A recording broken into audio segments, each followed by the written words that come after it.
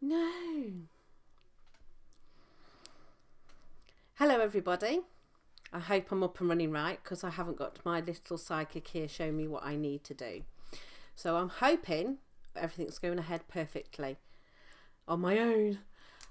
So what I'm going to discuss today is phone messages, the texting, and having the police on your door. Again, when you come from a unpleasant relationship, these are the things we have. Men, I do need to hear your point of view.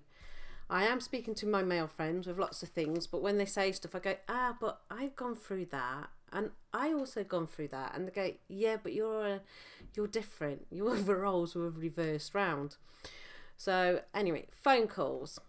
Okay, everybody experiences if you leave a message. Not all blokes do this, but some do, where they try to push your buttons for you to lose your temper and you leave them a message on the answer machine. My ex-partner used to do it quite frequently. Shall I say again? Frequently. So, but when I used to tell him off on an answer machine, which legally they're not allowed to record or anything, or let anybody else hear it, well, solicitors or the judge, because my ex used to try and set me up, so it made me look bad for the judge, but I had one more extra than what he realised. See, when I phoned my ex up, I would phone up and go, I am cross with you, without shouting or anything, going to aerate it. And yes, my voice was most probably raised. I'm not an angel, I'm a little demon at times. And I would turn around and I would say, I'm angry with you because you did blah, blah, blah, blah, blah to the children or kids, depending on what mood you're in to call them. That is disgusting. You should never have done that to the kids. And because I used to say why I was angry with him, why I was upset with him, there was a case where we had to go to court, and he turned around and showed it to his lawyer, and his lawyer showed it to my lawyer.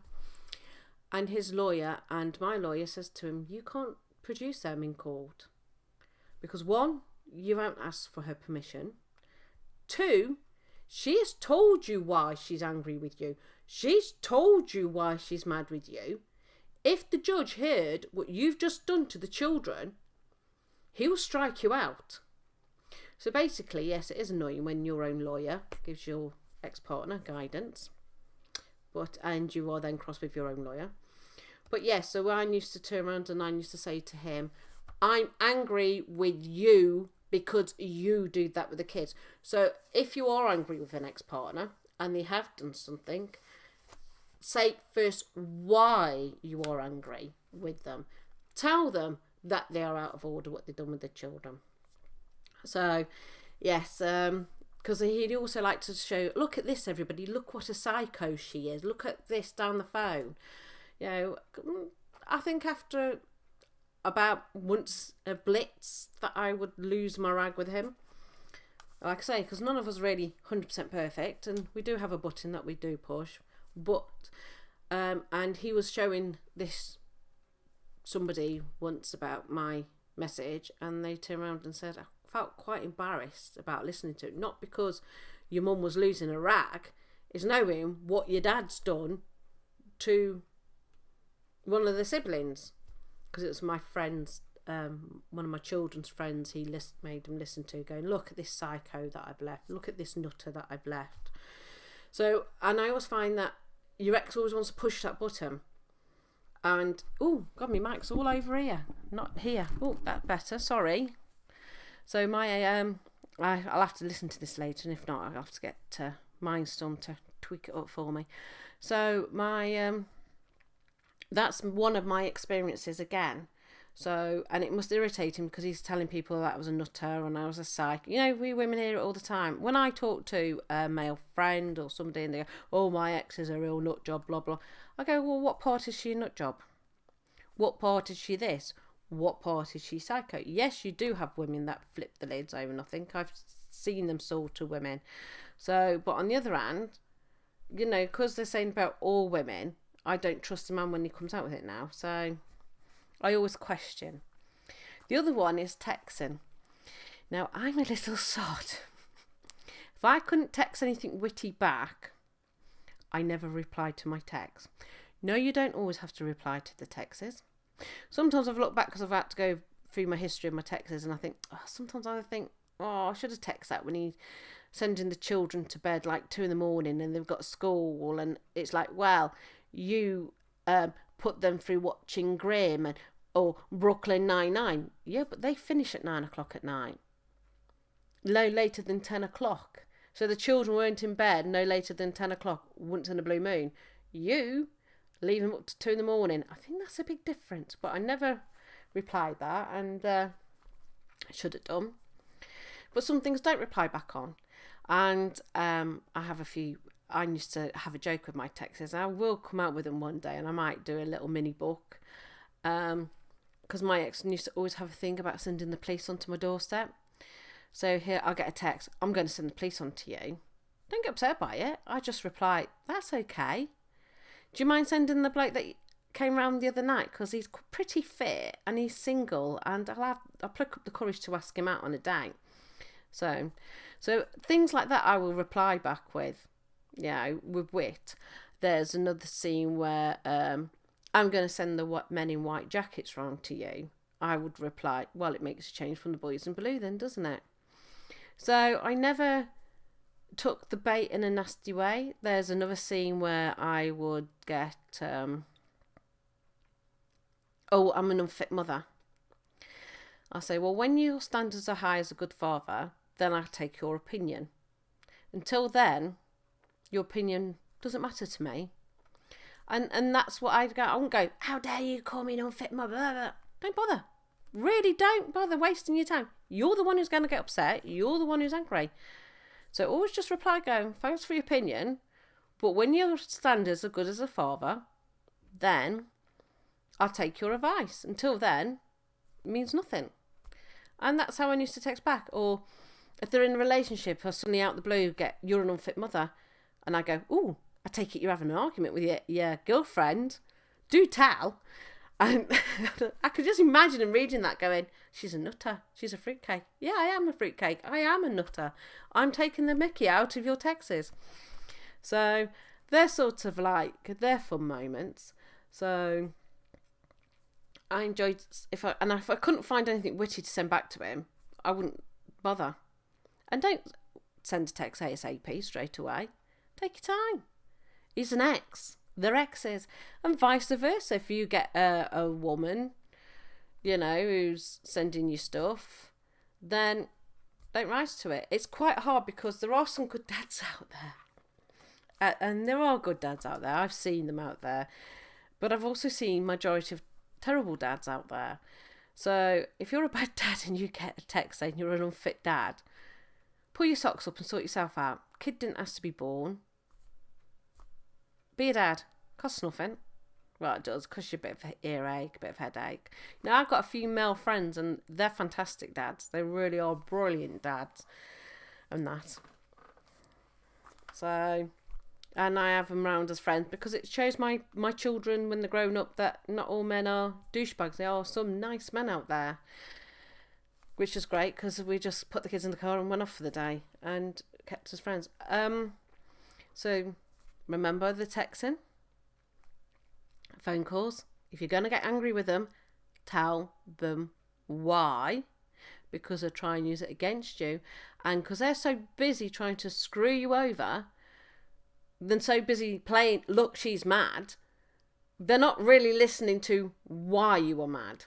So when they're showing your answer machine off to everybody, going, look at this nutter, and put you on speaker, they're going to turn around and say, yeah, she's mad because you've just done that to the kids. Yeah, it's the 21st century now. We've got to change the mindset of how we bring the children up. We've got to be there as a unit for these kids. And the men need to be in the kids' life because there's groomers out there. There's pedos. They're groomers. So we need to keep the men involved because at the end of the day, regardless of women's rights, women's lips and all that stuff, a man still has to protect a woman. And I'm going to have women go completely mad at this. But we're not talking Western people. We're talking, foreigners that come in that haven't respected our ways like the Western people. So these are the things you've got to look at. So yeah, they need guidance, these girls do, these teenage hormone girls. So there you have it. You got texting messages. Answer machine, remember, don't take the bait. And when you do take the bait, explain why you are angry with them. The second one is, don't take the bait with the texting. Text something quickly back. Don't rise to it. I find it more funny texting something witty back, and I sit there later on in the day and I chuckle. I do find it funny when they call you an unfit mother, and I text back and say, "Oh, having an argument with your girlfriend again, or your wife? Do tell." And you got little emojis now, haven't you? Yeah, I didn't have emojis back when my kids were that little bit younger. You know, the one, yeah, the one who does a think like, you're having a row with your girlfriend. Yeah, and they won't like it. I mean, there's a scene where a friend of mine, she's in a getting married to this bloke, who's talking past tense, they're married now. And she'll come in and she'll go, "Oh, his ex-wife has just kicked off, blah, blah, blah." I went, "What over?" And I went, "Well, what did he do to rub up the wrong way?" And she's going, Nothing. I said, "I'm telling you now, he has said something to her."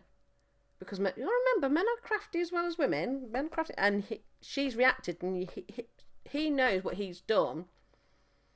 We ain't going to tell you, because they're cool as a cucumber. And this, that, and the other, and my friends go, no, he hasn't done anything. Then next week, now, a couple of days later, I get a phone call off her saying, "Well, actually, I found out," because I swear he wound his ex-partner up, and I turned around and I said, and she took the bait. And I said, "Well, if he's winding his ex up, how can you two move forwards? You can't wind her up anymore." And a couple of days later, I did get the phone call saying, "He did wind her up. He came out with this. That's what made her flip." I said, "Well, he's got to stop doing that now, because he's supposed to be having a life with you, and he's been with you now 18 months. So don't go calling the ex a psycho when sometimes it could be your partner winding the woman up. And he's not supposed to wind her up because he's not supposed to be interested in her anymore." Final one. I'm going to not completely talk about the police all the time. But again, if they come knocking on your door because you have an ex that sets them up, be kind to the police officer. They're end up idiots. I'll give you a prime example. I was after a male friend, and I was in the little village, and I was driving out the village, and my male friend has two different cars. They're both Audi. One's a soft top, and the other one is his normal go-to-work Audi. And I was just going past him, and I saw his Audi come past. So I parked my car up, got out, watched the Audi car, realised it wasn't my friend, because I needed some help, assistance with computer work. So I'm talking 15 years ago, when I wasn't as bright on computers. I realised it wasn't him, gets in the car and drives off. Well, near this little car park is a forecourt, a petrol station. And I didn't realise my ex-partner, ex-girlfriend was in it. It was ex now at the time they were together. And on Monday evening, I have a knock on the door. And it's a police officer, PCI. And they turned around and brought them in and gave them a briefing. And apparently I went up to her car and I was harassing her and being abusive, and her children were intimidated by me, this, that and the other. So I said that, and yeah, I kept my calm. And I went, "Right, okay then, officer." I said, "Can you tell me what the forecourts are covered with?" She said, "I haven't no clue, Auntie Ange." I said, "Come on, tell me, what are the forecourts covered with?" And she says, "I have no idea, Auntie Ange." I went, "CCTV. Did you check the CCTV? Because if I remember rightly, they're about 6 feet away from the forecourt when you pull off, so you can see still the car about 6 foot away from the entrance or exit." I said, "Did you check it before you come knocking on my door?" She went, "No, Auntie Ange." I went, "Well, you know what? If you checked the CCTV, you'll realise I was nowhere near her. I actually was not even anywhere near the 6-foot forecourt, or somebody could correct me and say how many yards from it. I said, so all she's done is gone to you, lied, you've come around my house, you now look an idiot because you will go back and you will check the forecourt, the CCTV, and you've realised she's made a fool out of you. That tells me you're not a very good PCO, because a decent PCO would have checked the footage before coming round. And of course you have to sign the little notepad they bring, the little black notepad, and I put on the notepad where my signature is. I was nowhere near, because I don't trust the police, to be honest. I think they're just as dodgy. And I put on there, I was nowhere near the forecourt of the petrol station, because if the PCO did her job, she would realise that I was nowhere near it. Signed it, and I signed over my writing so they couldn't remove the paperwork. So that's another one for you all to learn. Don't take the bait. They will lie, they will make things up, they will do cruel, nasty, underhanded things. Just don't take the bait. It happens. It's what some exes do when they split up. But every time they did it to me, that told me my ex-partner, she is very insecure, because she must think that we were going to get back together again.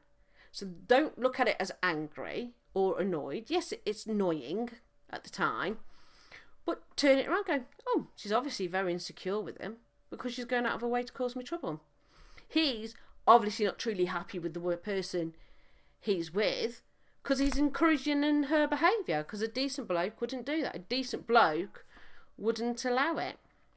So there's another thing you've got to look at. So don't take the bait. Yes, it's annoying that you have a police officer at the door. Yes, it's annoying that they've lied about you and made stories up, you know, and that's how you look at it. So, and think about it, think, well, the pair of them aren't obviously happy because they're so busy focusing on me. There's another incident when I had with the police, when he accused me of kicking his door. I did mention about the social worker, because a social worker, and he called my son to be a witness against me, saying that he made it up. I then found my son come to me and says, Mum, I had to go down to the police station about you because Dad made me do it, telling him that you kicked the car. No, you didn't kick the car. No, you didn't do that, because he was frightened of his dad. So I get called down the police station. That's the time I was really full of flu. I mean, they make you wait. And I sat on the step, and thank goodness it was a hot day and weren't raining, and it was in summertime, and I sat on the step and I fell asleep. I actually fell asleep because it was on a Sunday. I fell asleep waiting for him to come out to me because he made me wait 20 minutes, and I fell asleep on the step. So eventually they go, oh, sorry, we kept you waiting. Well, they do that because they want to test your temperament out. I said, that's all right, I'm enjoying the sun, and 2, I fell asleep anyway, so it's no different from sunbathing, isn't it? So then I went into the police officer and I had words, spoke, looked at this, and I said, if I'm supposed to cause that tiny little chip dent in a Jag, I don't want my kids in the car. I said, because I have seen Jags smash into each other at Bangor Racing and they don't even have a dent. That car is not fit for purpose. This, that and the other. And then she said, oh, we got your son in as a witness against you, blah, blah, blah, blah, blah. So I turned around and I said, okay, did you ask for my permission? Under the guardianship, blah, blah, blah, the act, you're supposed to ask my permission to interview my son, as I'm his guardian. Did you contact me? No, you didn't. Okay, so that's cross one. If you contacted me, I would have requested an independent witness, i.e. a social worker. Did you require it? No. I know you interviewed my son with my partner's fiance. So, again, legally not allowed, because you're supposed to give him an independent witness. We haven't done that. I went, don't tell me you haven't done that. I've just spoken to my son yesterday. He has told me who sat in the same room as him. Please do not lie to me, officer. You are recording this. You are lying to me. You are legally not allowed to. If I pull up my son's statement, it will say on his paperwork who was his guardian when he did the interview. So please, officer, do not lie to me. And she says, well, if your son's lying to you, we can go and press charges against your son for lying. I went, you do that? I said, because you should know, being an officer, dealing with domestic abuse relationships, my ex-partner might turn up in a suit, in a tie, looking the jazz.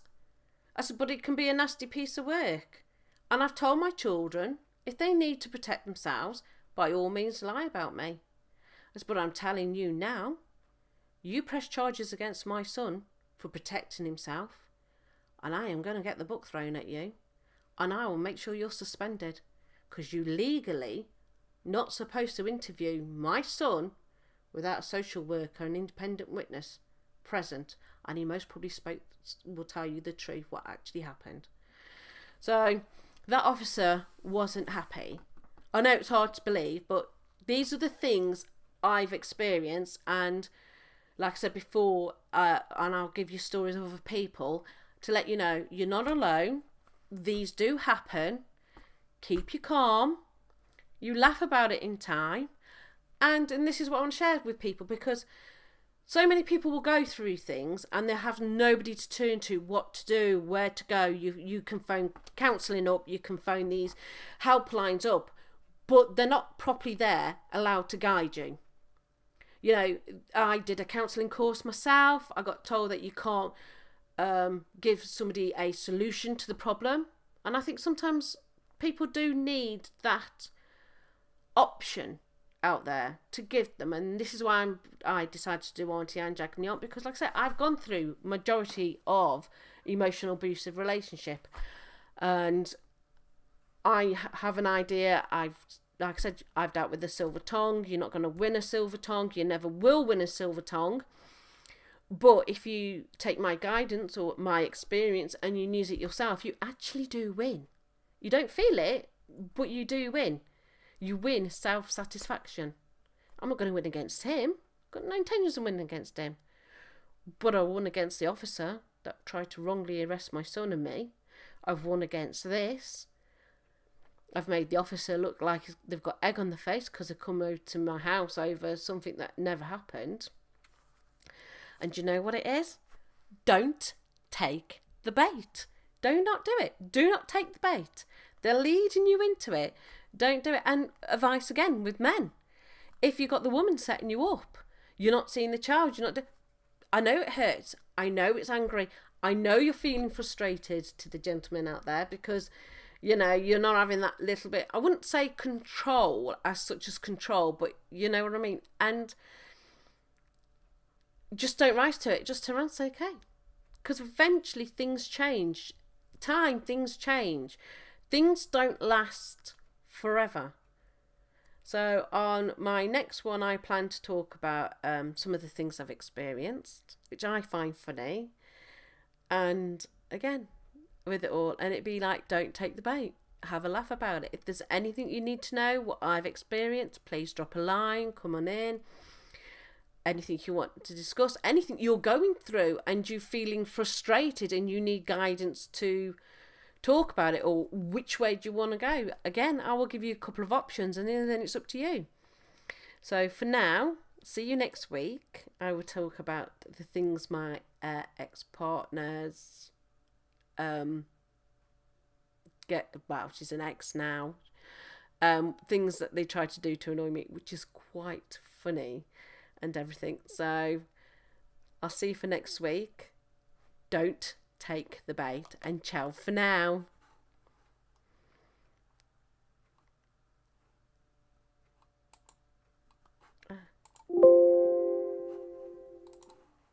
Stop streaming.